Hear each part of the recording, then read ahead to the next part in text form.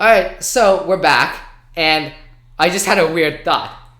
So the way I edit the podcast is I record one part, then I label it as like something, or like I label it in parts. So like, for example, podcast 1-1, podcast 2-1, podcast 3-1. Podcast 1-1, podcast 1-2, podcast 1-3 as the 3 parts of the podcast that we normally do. So we're on podcast 13 right now. So I have to label these 13-1, 13-2, and now we're at Lightning Returns. Is this going to be the worst part of our segment? This is it? Everything's downhill from here. Yeah. I just think about that. 13 is the unlucky number, and it's ironic that Final Fantasy 13 was so shit. Yeah. Alright, so, it's the unlucky number in the West. In Japan, it's a lucky number. And it's kind of funny because it's like, this was the game that was trying to appeal to the Western audience. This didn't go bad luck, but Western superstition, that's cool. Alright. Anyway, so we do this thing called the active time pitch. Oh yeah, we also find out Hitomi Saito is best girl. Okay, yeah, from Uno Battle. Girl, Uno Battle. She's the girl with the green hair or whatever. And you're technically wrong. It's Mireille. But anyway, dude, when she lets her hair down. What is it? Oh, yo! Remember when we were watching that with Eugene? I think we let it down. We're like, whoa! That was great. Oh my god. That's so like you can't describe that to an audience. What you can't describe like. Holy shit! Just go watch Uno Battle because it's a great show, and then. When you get to watch the dub, maybe. Why not? Watch the dub, maybe. Dude, like, I still have my account from like 2 years ago. I still have Mirai Head Tilt. Yeah. Now you're gonna get the spam now. I still use that Gmail. Yeah, spam me all your memes. It's fine. All right. Let's see. So active time pitch. So looking at the podcast dog, we had some interesting stories this week. Well, we were quite all over the place with this. Yeah. So here's the one that I came up with, like second one. Pitch an idea for a restaurant that is themed after a video game in honor of the Kirby Cafe. You can go a lot of ways with this. Honestly, I wanted to do like either a Resident Evil or Silent Hill, just so like. Resident Evil already exists. Oh really? That was a temporary cafe that got closed down. But I feel like it would be disgusted going into that cafe though. Yeah, but you get like you got blood coffee in your coffee and like a fetus steak. Yeah, but I just want like some pyramid head shaped food on my on my plate. I think that would gross me out. What's in the trunk? Could you do an Atelier themed cafe? Because I feel like it's primed to do that. It'd be difficult just because you could like have the ingredients like your food looking like the ingredients and stuff you make from it, but I feel like that'd be very complicated to make. Alright. I think Atelier makes more sense for like a cosplay cafe. Or like a made cafe proper. Okay. Yeah, but like as a food cafe, not so much. Like when I'm saying this, I want you could. There's a possibility because in Eshka and Logic, I don't know if they did it on the other one, but they do have like your restaurant in it. That you go they to do. Order food. So you can just take that restaurant. That's so good. That's so good. Make it in real life. I think Sophie takes place entirely in a cafe, does it not? Sophie? Oh, yeah. Sophie's very free roam.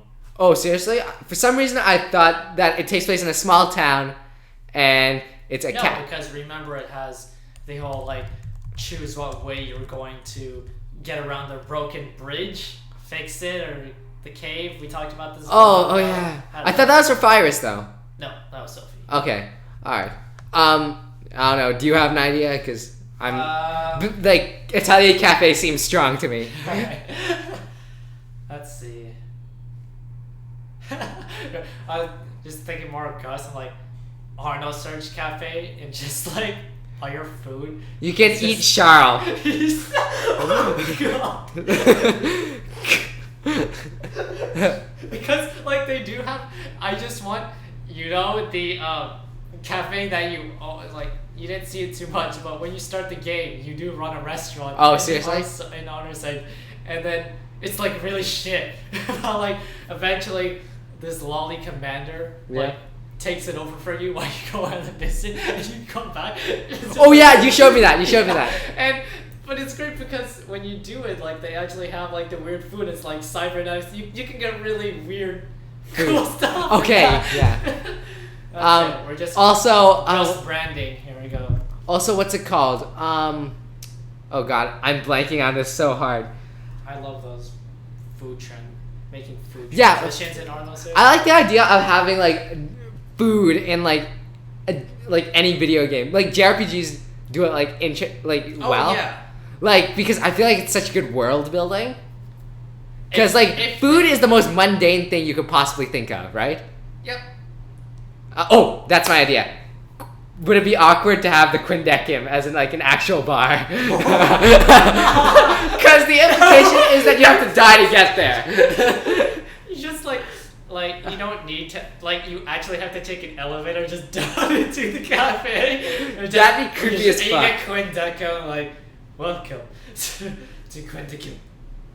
And then they just have like darts and like pool tables. It's all depressing atmosphere in there. Custom made arcade game. Yeah, that would be a solid second. That's pretty. You can order the Memento Mori. Dude, now that I think of it, just get like Shokugeki no Soma. Oh yeah, that's true. Like any cooking anime would work perfect.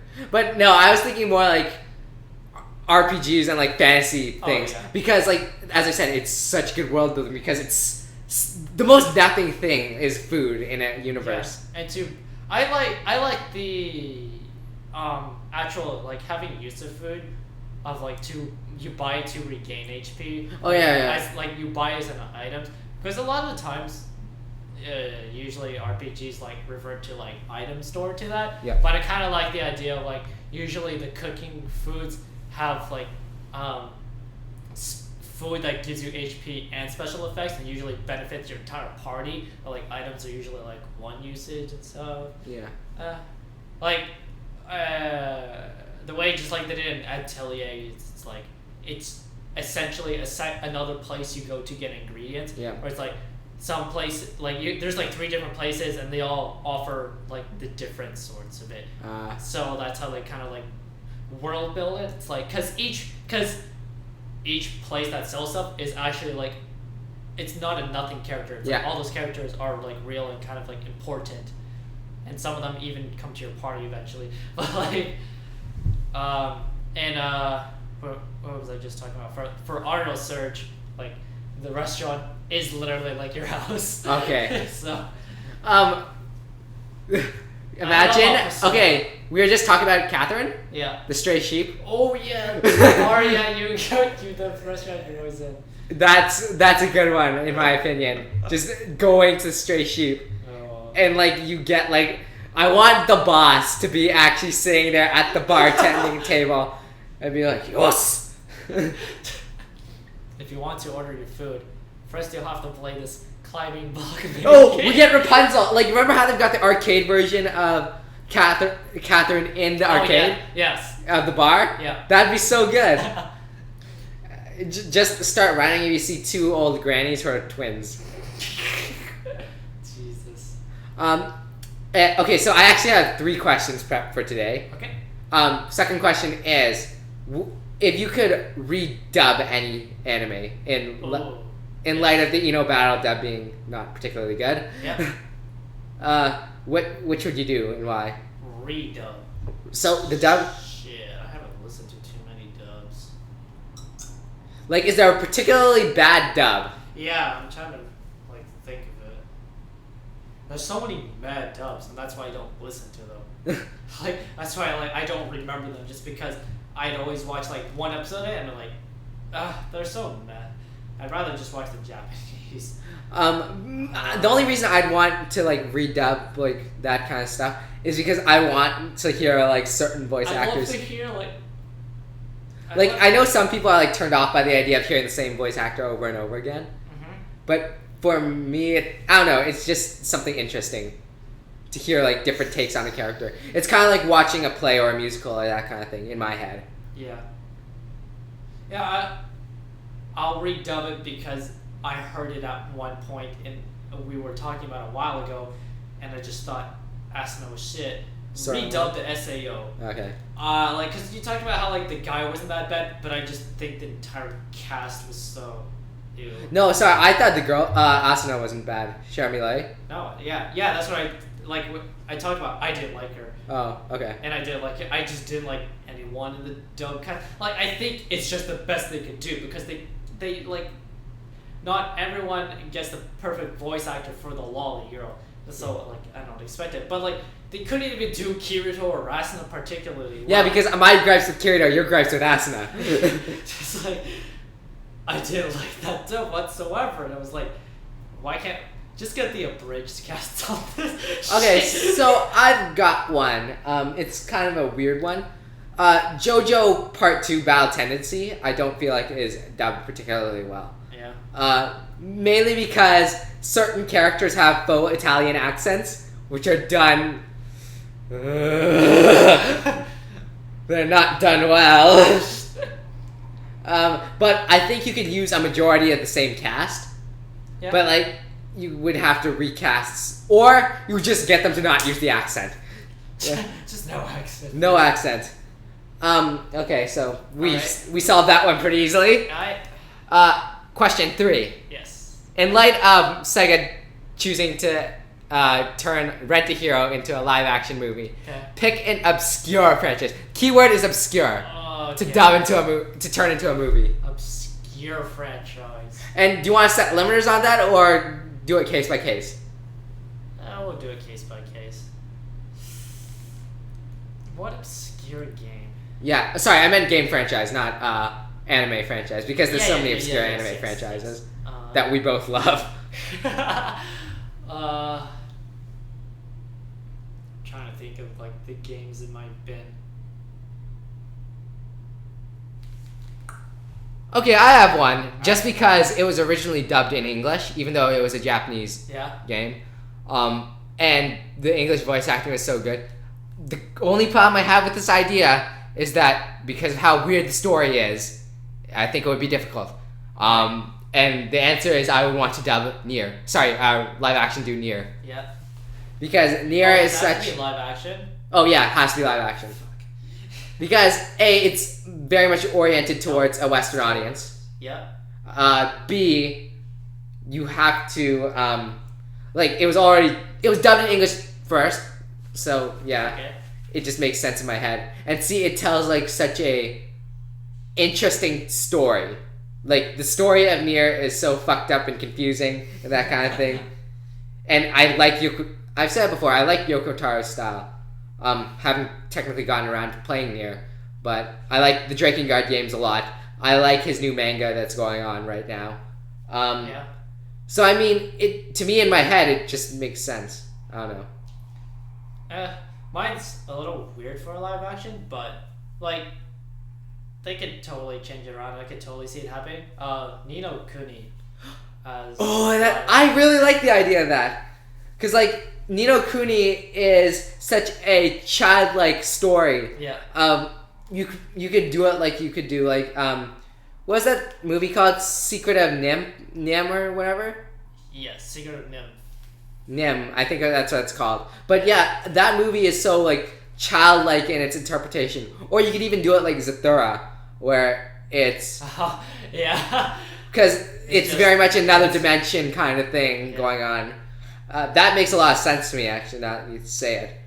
Because the only reason I'm like kind of worried with it is just because like the whole way that the combat works is like send out the minions. It's like I think if they were to do it, they would probably have to focus a lot more on the large exploration part of it and all the towns and cities rather than the combat. Kind of just like make it more like the kid kind of just finds his way to the towns and he meets up with the characters, and then he has those it was like Trials of the Magician. I think like that's the part where it's like he like almost becomes a magician himself. Pretty cool. Anyways, Soul Sacrifice also in my head, because I'm now thinking of Nino Kuni just made me think catching games, hunting games, and Soul Sacrifice, because that's also very much oriented towards a Western audience. The composer for Star Wars, not Star Wars.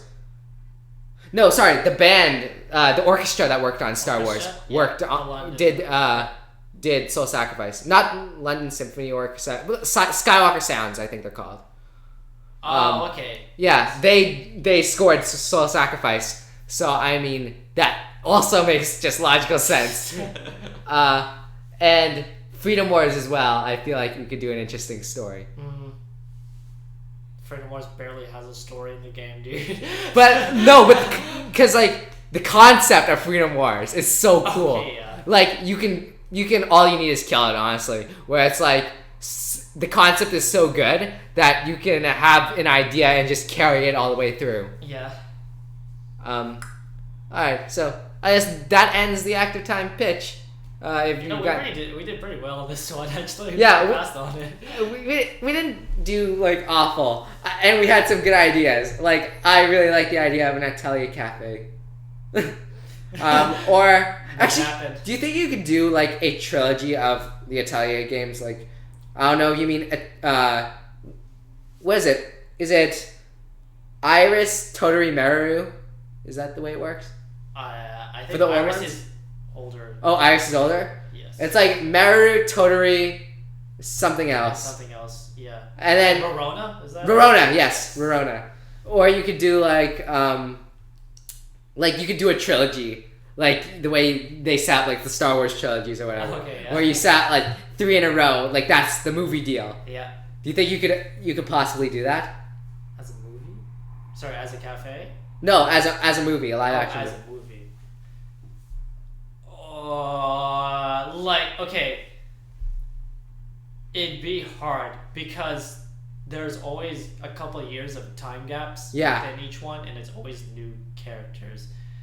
It makes a little more sense that it'd be something more like the equivalents of 4, 5, 6 to 1, 2, 3. Yeah. Where like they take place within the same universe, but there's a large kind of like dissonance between the two. So you do one movie, wait 5 years, do another movie, wait 5 years, do another. Yeah, essentially, and it I like that. Because if you do them all one after another, just like, and there's like a new problem, and we have like some returning characters. Because like the interesting about Atelier is that the main characters rarely ever show up again. But the side characters always continue. Yeah. That's the way they continue. Because I remember seeing the screenshots for Fierce, and there's that fat guy, and Fierce who slims out. He's all fit, man. But, and I think Sophie's also in Fierce as well. Yes. Okay. Sophie, which is interesting because she's like the rare occasion that the main characters did show up. Yeah. Again, because they did it for like Eshka and Logi, but they didn't do it with Aisha. Oh, did Aishi not show up back up? Nope, didn't show up in Eshka and Logi. She was her like stories mentioned in it, but never showed up. Okay. What's his name? I remember reading it about Toturi and like that trilogy. Yeah. Rorona, Toturi, and Mamoru. Yeah. And there's the one character and I know him because of Dynasty Warriors games, who shows up constantly throughout the Atelier that trilogy, and he's just a cool swordsman guy. yeah. And he's like a knight, and he's like, oh, I'm loyal to my waifu, who just happens to be one of the like I think it's his waifu is I think Meru. Yeah, okay. And he's loyal to the king, and he's loyal to Meru, and that's his whole deal. Oh yeah. Oh shit. Okay, so sorry, I just looked it up just now. Remember how we were talking about earlier? We weren't sure if Logi shows up in Sophie. Yeah. Spoilers, he does. He does? Yep. Right, let me see. Yep, he is 24 in Sophie. Oh, it is in Sophie. Oh. Oh shit, that is him? What the fuck? That's a cool design. No, because I remember that design. Everybody was just like, no, that's not him. That's some other dude. Oh shit, it really is him. Maybe it's a spoiler that we accidentally had a lot. But that's a cool ass design. They showed him off there, and it was the whole thing was Logi cameo. Not sure if it's Logi or just looked like Logi. I remember though he does show up in Shally in terms of like being a guest character in Shally Plus. You know why? I think it's because Logi didn't show up in Shally. Or Eska shows up in Shally, but Logi doesn't. Yeah. Alright. Damn, that's a cool character design though. Now I'm just thinking of like, because we were talking about live action shit, who we can get to play him. We'll bring this up next week. Yeah, okay. We'll take 5, and by 5 I mean 5 days, and we'll be back. Alright, so this is Aaron signing out. Calling. I was gonna say Colin Logi out, but Yo, so strong. Colin Logic's out. Logic's Fiscario out.